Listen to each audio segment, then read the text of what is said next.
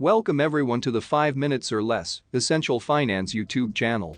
Since we are all about not wasting your time, let's get right into it. Let's finagle this bagel. So, if you were wondering where all of these numbers come from, they all come from our previous videos where we learn how to do a real estate pro forma, how to calculate the IRR and NOI, and how to calculate taxes.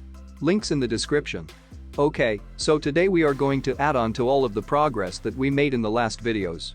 We will be seeing how to calculate capital gains taxes, depreciation recapture taxes, and taxes due on sale. Let's just go through this step by step. Okay, so the first formula we will look at is how to calculate the total gain.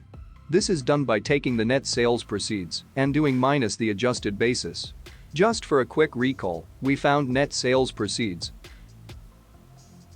by taking the sale price and doing minus the selling expenses such as the broker fees.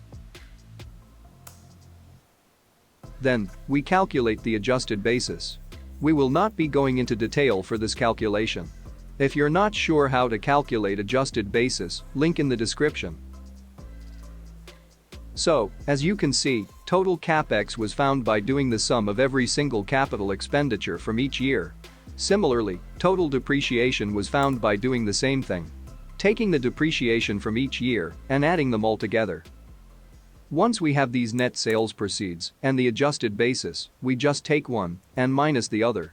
So, it's just like doing the market value minus the book value. The answer of the subtraction is the total gain on the sale.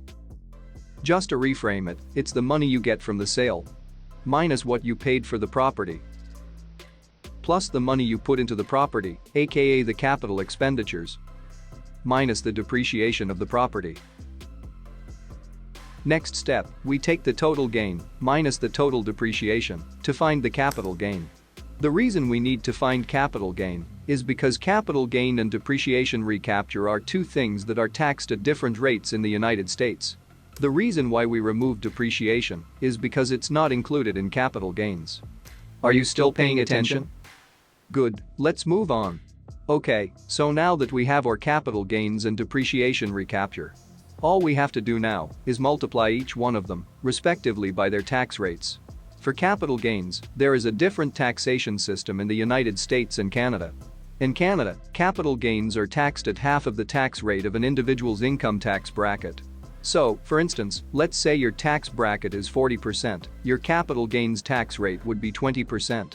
But, since this particular problem is taking place in the States, the rule in the United States is that capital gains are taxed at 15%, no matter what your level of income is. It's just always 15%. So we take the total amount of capital gains and multiply it by 15%. For depreciation recapture, in the United States, the rule is that it's always taxed at 25%. So you take the total depreciation and multiply it by 25%. And finally, the last step to find tax due on sale is to take the amount of taxes paid on capital gains and on depreciation and to add them together. That's it. There you go. If you made it this far into the video, you deserve a cookie. Thank you so much for watching, you are the best.